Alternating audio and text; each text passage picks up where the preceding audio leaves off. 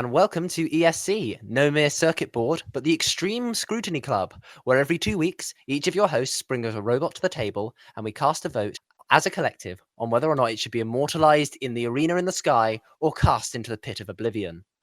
Your hosts today are myself, Reira, hello. Myself, Mitch, hi. Me, Oliver. Today's theme is our favourite obscure robots. Guys, what do you think about that? I think it's pretty good. I really like the idea of bringing a robot to the foray that people might not have seen or even heard of ever, or may genuinely get excited to go, I remember that stupid, weird, one-hit wonder, never seen again robot. So, yeah. I mean, that's the thing, there's so much effort that goes into every robot that whether it makes it to TV or not. And apart from Detonator, apparently. Even Detonator, somehow. But I think it's going to be great to bring these robots to the front and center of our brand new podcast and to share some thoughts on them. Yeah, so I am really excited for this one because I feel like I have brought to the table something that you two may have had to really dig through archives to find. So I actually knew what this one was. So I remembered Mitch's pick from the fact that it has been mentioned a few times on Shuntposting. I didn't know what robot yours was, Ollie. I'll be very honest. Yeah, when you said obscure designs, I went as obscure as I could find. I mean, I did think about going with something like Derek, but I've tried to make that a bit of a meme. So I think at least some people have a rough idea what this is. But I wanted to really go as obscure as possible. Yeah. Okay. Okay, Reira. Since you're so excited, do you want to start us off? Yep, good idea. I will start us off. So I have brought to the table a wonderful little blue robot with a butt axe and lifting forks, and its name is Centurion, and it's friggin' awesome. Let me know when my 5 minutes starts. Oh, master of the clock. I'm guessing you are arguing then to put Centurion into our arena in the sky. I am indeed arguing that it should be put into the arena in the sky because. Do I have my 5 minutes? Am I allowed to start arguing? Your 5 minutes start now. Let's hear it. So, Centurion. Not only did it go toe-to-toe with some fantastic robots, it has been an amazing little piece of design. And as we're focusing on the design, sort of the favourite obscure, weird design, I genuinely wanted to pick something that had one of my favourite weapon systems, so lifting forks. As someone who's, getting into robots herself and sort of building her own robots at the moment, lifting forks is something that I'm genuinely quite interested in getting out there again. As much as every day of the week I'd pick an Axebot or Thwackbot over that, but lifting forks are genuinely such a cool weapon system. And I genuinely love Centurion. I'm racking my brain to remember exactly which robots it fought. It was Excalibur, 101, Small Talk, and Splinter. Yeah, I genuinely loved the Excalibur fight, and the fact that it didn't just hold its own, but it genuinely dominated that fight. It pushed Excalibur around like nobody's business, managed to trick Excalibur into hitting, I think it was either Bash or Shunt on the head. If it was Bash, wasn't it?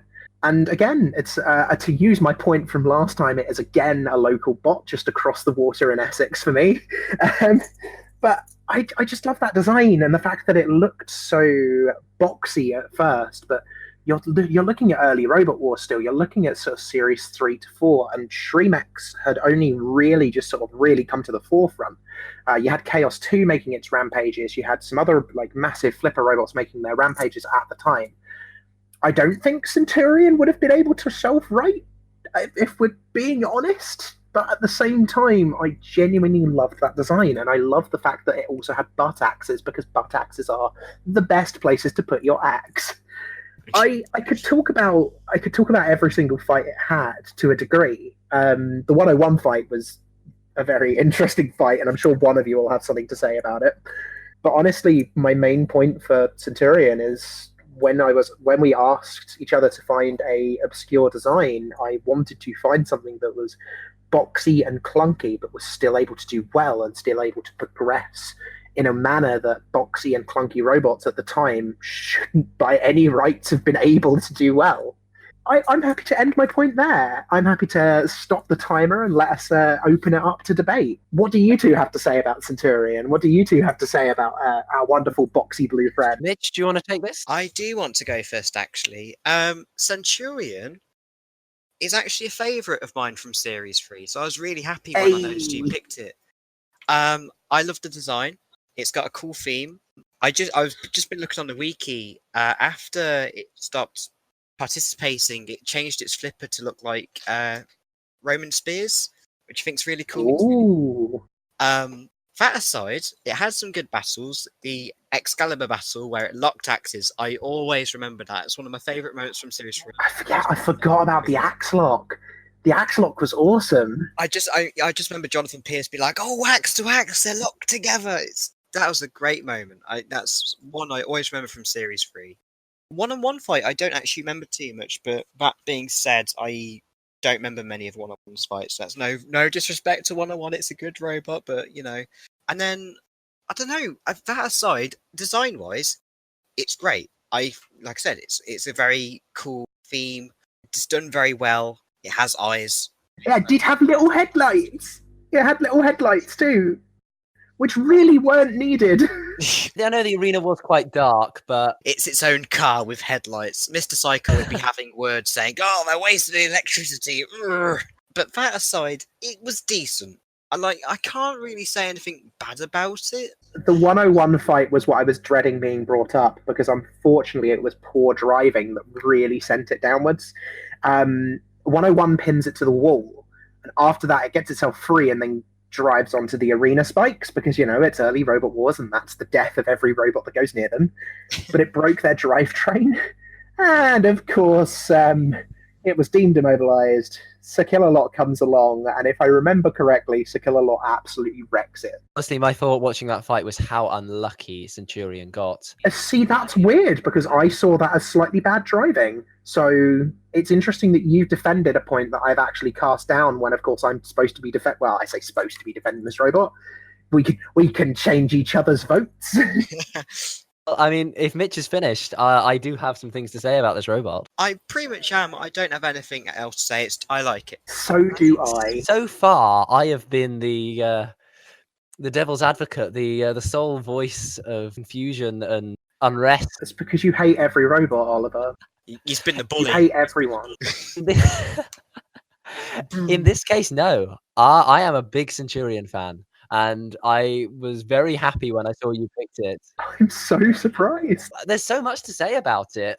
Firstly, it's rate 8, and a lot of the things that this man has done have been so incredible. I'm so disappointed that he didn't decide to take this robot further or was unable to take this robot further. I'm not sure of its qualification status beyond Series 4, but you know, he's joined the Chromalot team, and Chromalot is just such a lovable little box of joy. Oh, Chromalot. Oh dear. Oh, Chromalot.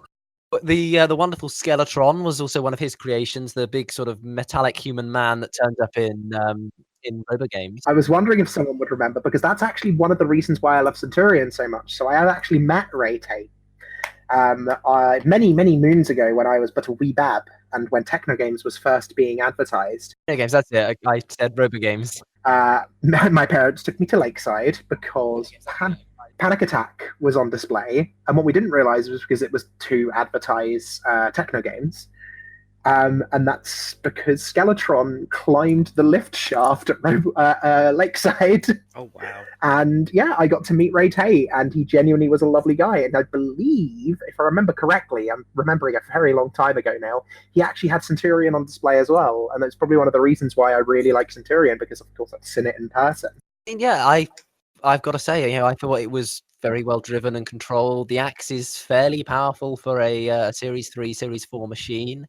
It's recycling using go-kart wheels again, you know, an example of sort of things that you would know from the home turning up in robots, as they often do in the early days. And I think, again, that's, as you were saying last episode, about how inspiring that can be. You know, I think Centurion is one of those better examples, in my opinion at least, of a solid and well-performing robot. Oh. Come on now! I thought we'd left the detonator hate in episode 1. Oh, we can get rid of the detonator hate and we can replace it with the Centurion love. Yeah. I agree. Centurion is a robot that genuinely deserves a fantastic round of applause and a fantastic appraisal for the fact that it was such a cool design. Can I just build on one of Ollie's points? Sorry, Oliver. Okay, fine. He said something about how he wasn't sure, like the qualification stage later. I just read up an official quote from Ray Tate. Sadly, there's not much left of Centurion apart from some poly body panels, front armor plate, lifting forks, axe in the wheels. Framework got cut up as it sustained some damage. The motors, batteries, and air valves went into the chrome lot. So I guess it lives on in chrome lot, which is pretty cool. That's really awesome to know. That's fantastic to hear that Chromalot has parts from Centurion. Spiritual successor. That's really good to hear. It lives on. It lives on. Hallelujah. I've got to say though, still a little part of me is disappointed we didn't see Morrison. Oh yeah. See, more of absolutely, it, agreed. especially if it continued to evolve in the way that it did, and it was much more of a flipper in Series 4. And I felt like it was one of those designs that was going to evolve. It was. I didn't enjoy the Series 4 design as much because it wasn't quite as quirky. And again, like I mentioned, one of the main points for me putting it forward was the lifting forks. But again, it's not that it was a bad choice. It was just a preference on my part. I mean, I would have loved to have seen more from Centurion. I feel like, particularly in Series 5, when we had quite a lot of mixed quality, shall we say, to put it fairly, of the robots that turned up in the early heats of Series 5. Centurion made a difference. Centurion made a difference for definite, and I think that's why I've decided to elevate it to the the godhood status of Arena in the Sky. We've got 2 minutes left on the clock. I'm more than happy to make my vote known now. I'm Everyone happy else to make feeling? my vote known as well. My vote was open from the start, so I'm elevating it. I'm putting it to the Arena in the Sky. I've got to do the same. Yeah, I've got to agree. I think there's no argument here. So I've gone from a loss in episode 1 to a 3-0 win in episode 2. How does it feel? I have to thank Ray Billings for this wonderful opportunity, and Ray Tate as well for making such a wonderful bot. And I'd just like to thank our Lord and Savior Detonator for believing in me when I believed in it. Right, moving on. Oh wow! Yeah, let's move along before Reira talks about Detonator more. I'm not going to open that can of worms again. No, We've already dealt with please don't. Detonator. No. Moving on. All right, who would we like to know next? Mitch, would you like to take this? Yeah, why not? So, my robot I've brought is very close to my heart, and it's called Warhog. And it started in Series 4. Mitch, your 5 minutes will begin now. Okay, so Warhog is a very interesting robot because on paper it sounded like it could have been one of the most devastating robots that Series 4 had. But it turned out to be very unreliable in all of its appearances in Robot Wars. So why do I like it? Well, it comes to one simple thing: the design. I'm a very creative person. I love robots that stand out creatively, visually. As mentioned last episode with Thermidor, it wasn't just the fact it was a powerful flipper, it had a theme and it looked great. And you like robots with faces? You like robots with faces, and it's funny. Robots with faces, that's a fact. You're going to love Crossbow when it's done. Oh, I'm happy to. And Nat 20 if we can finish the design that I'm hoping for, but that's secret for now. You're just making these robots so I'm happy about them and I don't roast them when it comes to their turn. Oh, we're not bringing our robots to the table. That would be far too dangerous. So yeah, it's never been a good robot. I'm gonna just admit that from the start. It was powerful. I think it shattered the wall once or twice. It hasn't done very well in the fights, but it's just kind of trundled along. It made Killot scared to attack it because it was at full speed, I think, and Killot was just like, I don't want to touch this because I don't want to rip my claw off. Okay, it's alright, I've got it. But yeah, I don't know what else to say. It's a cool looking robot, powerful, but it just ate the dirt every time it participated in Robot Wars. Okay, you opening it up to debate? I'm opening it up to debate. Can you hear my my knuckles cracking? Because it's time for Reira to go on a mini rant again. Please no. Right, Reira, the 10 minutes is about to begin. Feel free. The gates are open, and I'm going to go for it. Can we not maybe promote robots that ride other robots' successes quite literally to get places? Because my fondest memory of Warhog was when it decided to piggyback on top of Smidsy, and that was a negative memory to Warhog, in my opinion. There are a lot of very interesting rule sets regarding entanglement, but taking a ride on someone else's robot to avoid being, let's put it nicely, completely and utterly defeated. I want to like Warhog. I did anything it was meant to. As much as it looks beautiful and was a fantastic design, I mean, full-body spinners are always going to be an awesome thing to me, because the idea of something like Megabyte or Captain Shredderator are the first two that really come to mind.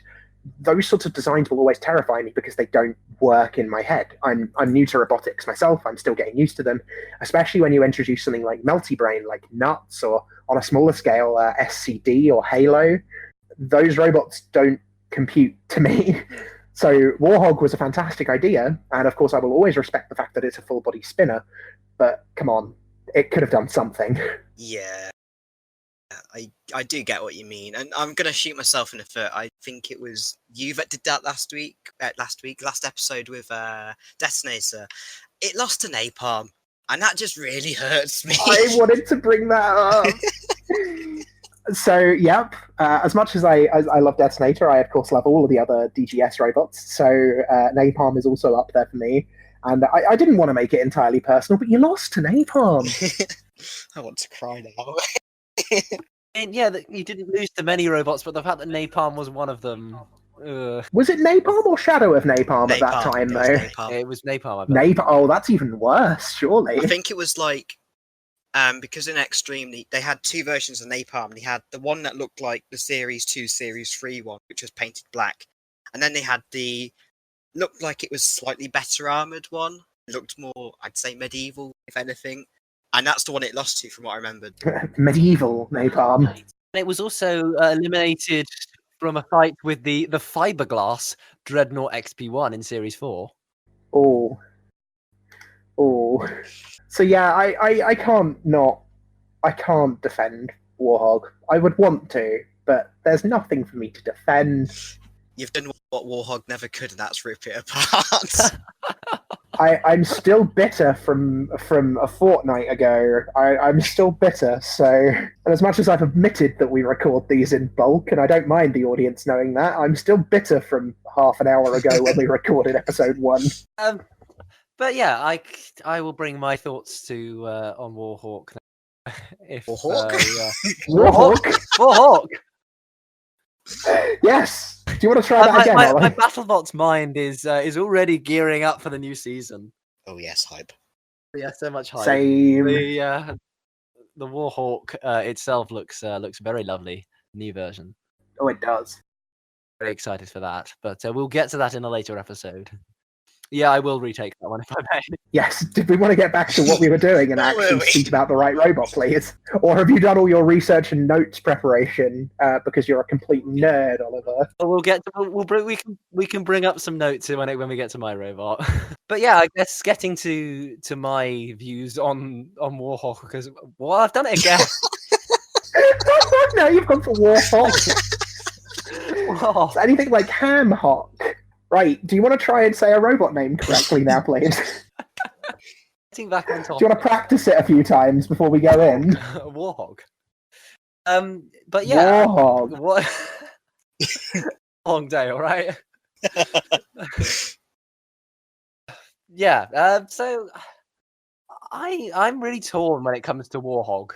Mitch is right that on paper it looks great. I mean, it's got a 30-kilo disc on it, which is a third of the robot's weight, and it really does show when it gets knocked around the arena like a hockey puck and damages the arena sidewalls. That there is a lot of potential energy in a disc that weighs so much, but really, it's the ultimate glass cannon of the classic series. It offers. Would you not say all full body spinners do that to a degree? And that doesn't make Warhog in any way special. We look at so many of the the full-bodied spinners of the classic wars, I think very few of them showed so much potential, but also so little success and so little resilience when it came to taking hits. It does sort of remind me of some of my own experiences in roboteering. And if anyone has watched the fights from UE Bot Brawl and seen my first ever roboteering fight of Nat 20 versus Daedalus, because of course I'm a lucky human being who got her first fight against a terrifying robot like Daedalus, that sort of being knocked around the arena like a hockey puck. The only thing I will give the Warhog team as a bit of defense is it shakes you at your heart as a roboteer to see your robot knocked around like that, and I can give them some credit for bringing themselves back up afterwards. And credit where credit is due. The Warhog team returned for a further 2 series after their initial appearance, and the robot wasn't hugely upgraded each time. I think it never exceeded a 500 RPM on the weapon. But they kept coming back, and they kept and giving it another go, and they didn't win, but they were an entertaining design. They kept fighting, and that's admirable. Yeah, but also they kept fighting, and they were memorable. They were well designed, as Mitch has already said. He likes his animal robots, and Warhog it's got a quirky little face on it, and gives out a few memorable hits before it finally dies. I've got to lean towards Mitch here. Oh, I can't. I'm genuinely gonna have to keep on with this. That I can admire its design and admire that, but if you're going to build something so deadly looking, please let it do well. And don't lose to Napalm, because let's be honest, as much as I may love every DGS robot ever built, I have to concede that they're not the most effective robots ever built. And you will never hear me say that again. Never again.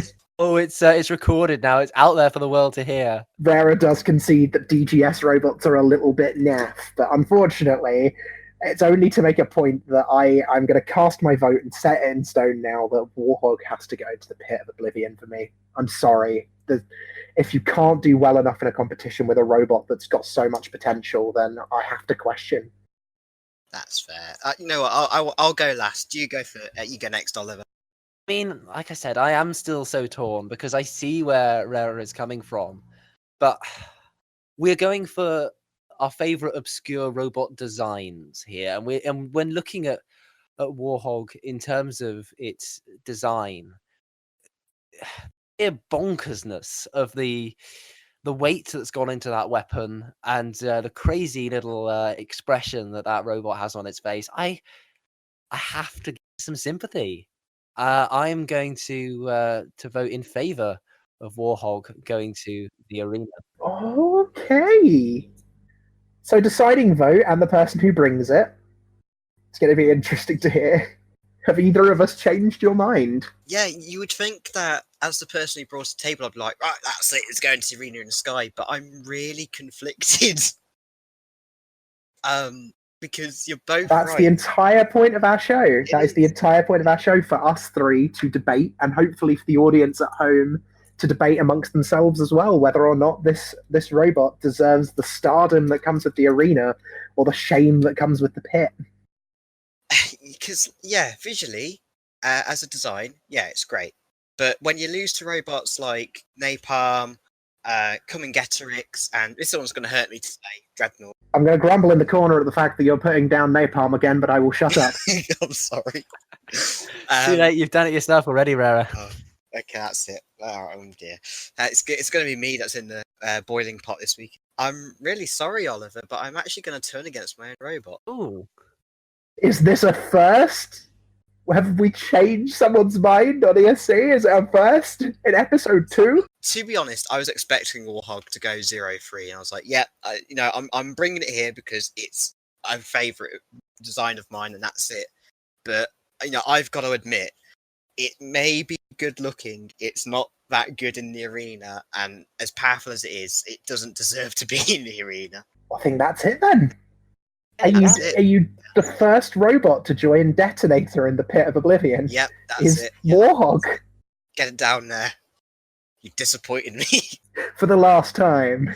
Okay, that does open it up for our final robot, and that means that Mr. Oliver himself has to defend his obscure design, which I'm going to admit before we even start talking about it, I had to dig to find the episode this thing was in. As I said earlier, when obscure designs came up, I thought I really, really wanted to go obscure with this because there are so many sort of one-hit wonders almost that turn up with a great-looking design that look really pretty or promising or exciting, and they disappear after the first round melee, and we never see them again.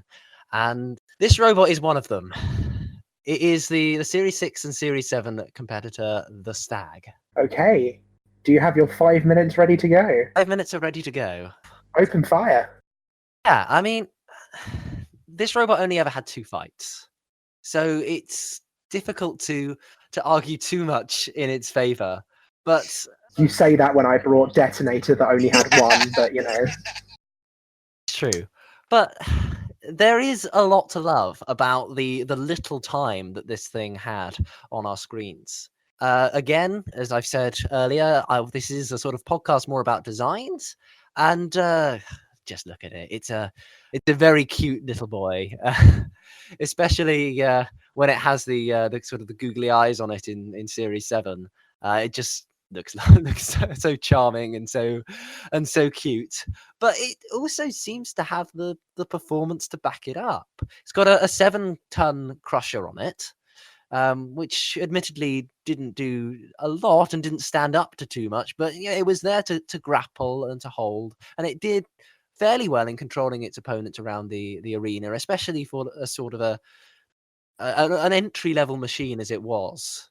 And it did well, especially like I say, it competed in Series 7, the sort of the series of the spinners and the flippers, and takes on IG-88, which is one of the more powerful verts of the series. It was a bit unfortunate that it got paired against IG-88.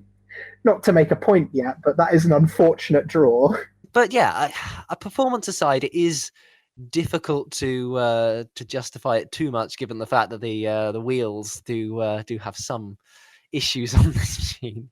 But moving on, the other reason I love this thing so much is it embodies the spirit of robot combat that so many teams like the Nelly team from this series of Battlebots or the Nuts team that they bring to the table.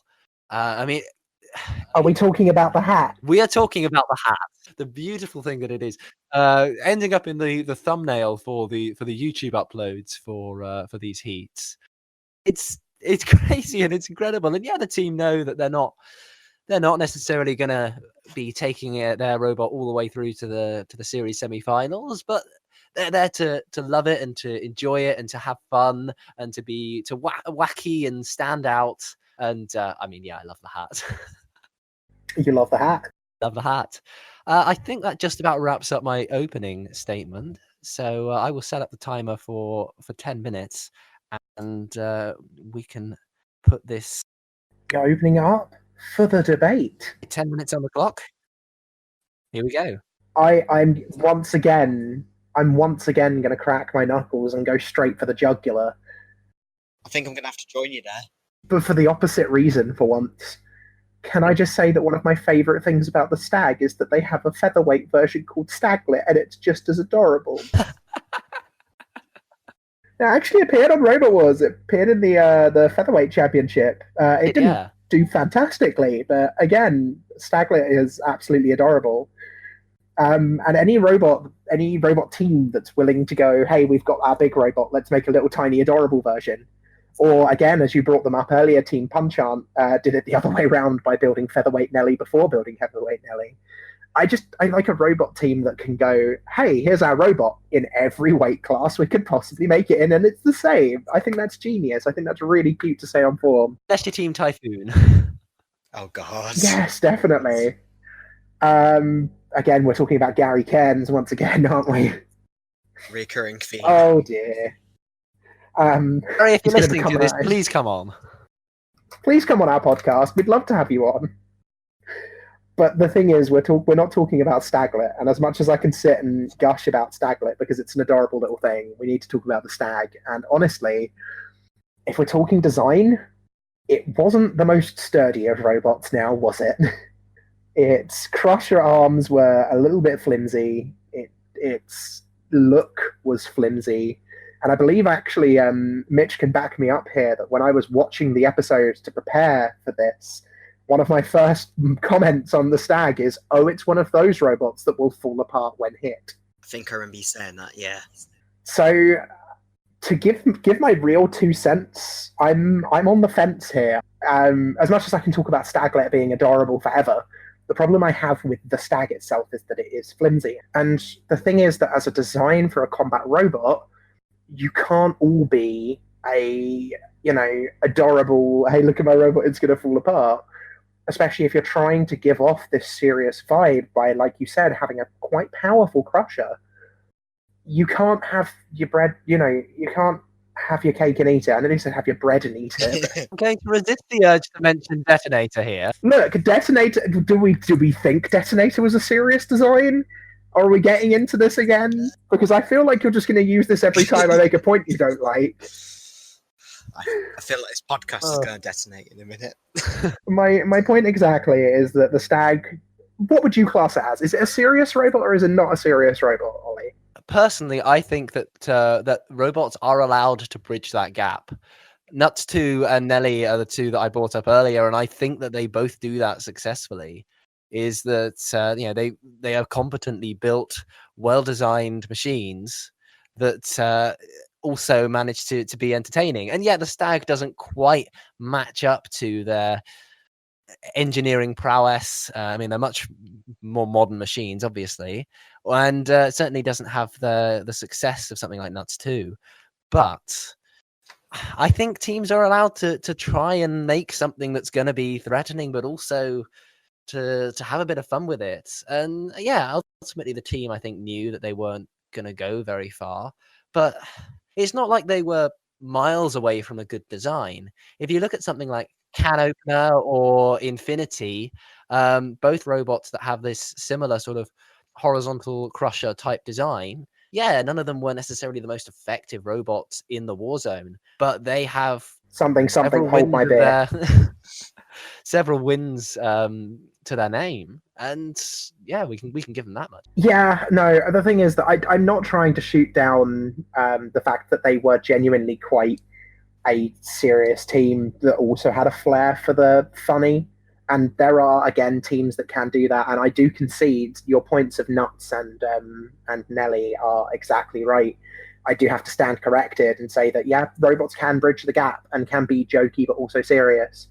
But at the same time, I feel that the Stag wasn't trying to be both. It just couldn't decide which of the two it was. And that's my issue with the Stag. That's my main issue with the Stag, that it couldn't decide between the two, rather than Nelly, where they're actively trying to be both, or Nuts, where they were trying to not be serious and ended up accidentally being serious. Yeah, I can kind of see that, to be honest. Right, I'm going to break your heart, Oliver, I'm afraid. I'm the animal guy. I'm the guy who likes eyes on his robots, whether they be an animal or not. I forget about the Stag a lot. And I find that kind of sad, because I think the idea is there, but I just feel like it was so underwhelming. Which, to be honest, it was against some good robots. I know Ray mentioned IG-88 earlier. Funnily enough, it also faced Vader, so it faced both of those robots. UFO, which, okay, meh. Wild Thing, Scorpion, and then Tomahawk. It's faced some good robots, and there's some okay robots. Every one of those robots has caliber. Yeah, like, I think the only one I kind of say meh to is probably UFO, maybe. Scorpion, Tomahawk, definitely. And Vader, IG-88, Wild Thing, of course. UFO, meh. It's meh. Oh yeah, UFO. No, I was confusing it with the Alien. Now, the Alien would be a different story. Like, even when I would watch a fight with the Stag, and I'd go, oh yeah, it's this robot. Okay, it's all right, I guess. It's not the best, I remember the hat more than the robot, if that says anything. And it's a shame because I can see points of it could be a serious entry, but it kind of has a jokey thing, but it doesn't know which way it's going. I was looking through the wiki. Apparently, its working name in Series 5 was Mr. Hyde. I don't know how you see a Mr. Hyde in this. It definitely looks more like a stag beetle, which I don't know. I guess to me that seems like they were confused about what they were trying to do with the robot or anything. But at least they had a sense of humour. I'll put in a video the concept art for this stag. They had the plan was an 18-inch, I think, spear of destiny, like destiny but death tiny. Wow. And to be honest, the idea for that robot looked a lot cooler than what we finally got. Like, it's as if you take Tombstone, turn it around, and then attach the weapon to the back instead of the front. But yeah, I don't really have anything else to say about it. I say that, I have just found something else. It's like the guy sold like the empty shell of the stag in 2011. And then, I don't know, it looked like it changed a bit afterwards. I might be wrong there, but it looked a bit more imposing. Had like evil eyes and better numbing jaws. So I would say I'm torn, but I don't think I am. Like you say, they're sort of struggling with an identity crisis, but it's certainly possible that given more time or wars, they would have found their groove. I see a lot of potential in this design, and hence why I've bought it here today. And like I say, there are other robots that have done similar things. But before we do finish, there is something I want to bring up as a slight tangent, and that's that this competed as Battlebot in the Techno games. And lost to Savage Toaster, which is a robot I absolutely adore. Yeah, no, I can't lie there. Any robot that bridged the gap and did both techno games and Robot Wars has a lot of respect from me because it's a very different competition, and to have a robot that can cover both, that's pretty good. And if you guys haven't seen, I think it's on the Onslaught page. Is to enter Robot Wars a few times, but it's basically a sort of a big old sort of box, toaster type box, and I think it has a flipper on it, and when it lifts up, the toast pops out of the robot. Oh my god! Oh, that's adorable. The only reason why I think that is because I don't think it used the flipper in Techno games, but I think Alex Shakespeare made an antweight of it years ago, and it's somewhere on the archives of the Robot Wars 101 forum, and his version did that. And I'm pretty sure the heavyweight did it as well. So very few pictures of it are around, and unfortunately, it didn't make it into the main competition. But just wanted to bring that one up in passing, just to appreciate it, given that we are looking at obscure robot. To go back to our sort of mainline point as well, I do have one other point I want to make about the stag, specifically on its weapon system. Can I just say, anyone willing to do that sort of side-on pincer claws crusher is absolutely mad, and I love them because having spoken to Jeroen van Leeuwenhoek, I am apologizing so much, Jeroen, if I'm massacring your name, who made Hold My Beer and was part of, which crusher was he part of? What was it supposed to be a copy of? Tough as Nails. Tough as Nails is the one. Tough as Nails. Yeah. So having been part of the Tough as Nails team and having built Hold My Beer for Battlebot Season 2, coming to YouTube soon. Don't hurt us, Ben. We're not asking when. That sort of design is terrifying to build effectively, because it's just not easy. No. And again, another really good example of that is in UK featherweights and below is Crabsolutely Clawful. And the thing is, once you've built it, once you've got it done, it's fantastic. But if you've watched any of Joe's build videos on Crabsolutely Clawful, the system he has to do to make those crab claws go in is not exactly simple for a weapon system. No. Having operated a spinner and an axe bot myself, those are the two bots that I can really get to grips with and understand. And those are slap a motor on a thing and make it do the thing. Very different ways, of course, and a lot more complicated in general, but you see my point of the fact that a spinner is a thing on a motor and an axe is a thing on a motor, slightly different. To be fair, that's my point. I think, do you know what? My vote has to go. Screw it. I like that design too much. I'm going to send it to the arena. Okay, so while the design doesn't exactly stand out to me, I can't deny it has a unique wrap. The idea is there, and I can definitely see a point of it could have been more, but I'm going to be honest and I'm going to say I don't think it's enough to go to the arena. Say, down to the Pit of Oblivion you go. Oh, deciding vote. I think I've been pretty solid throughout as to what I think about this one. I think we need to send it to the arena, the beautiful arena in the sky, because I do love this thing. It is one of my favorite obscure robots. That is a 2-1 victory then. Yeah, send it up to the arena. Do you know, I genuinely, I want to finalize on that point of the fact that weaponry systems in combat robotics is not a simple thing to master.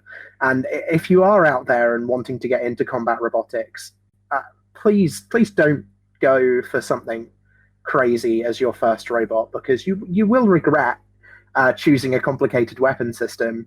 Look into pushers and wedges. They may be simple, but as a first robot, they're really handy to help you drive and help you learn. And please don't build a spinner until you've got some confidence in building, because spinners kill people, folks. Spinners kill people. I think that's all 3 of our robots. That's 2 more to the arena, and 1 more to join my child detonator in the pit. In summary, we have sent the Stag to the arena, along with the wonderful Centurion, but Warhawk... Oh, I've done it again! You've done it again! You've done it again! I've got to edit all this out. Sorry, Mitch.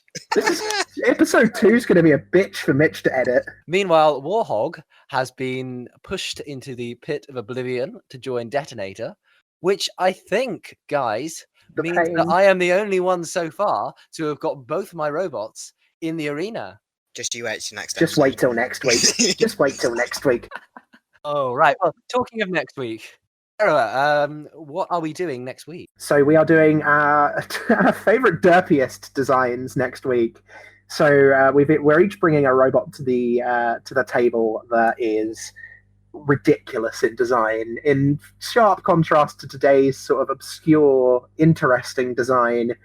This time we're going for something stupid. So other than that, that's all from me, Reira. And me, Oliver. Yeah, and me, Mitch. And a good night to all of you.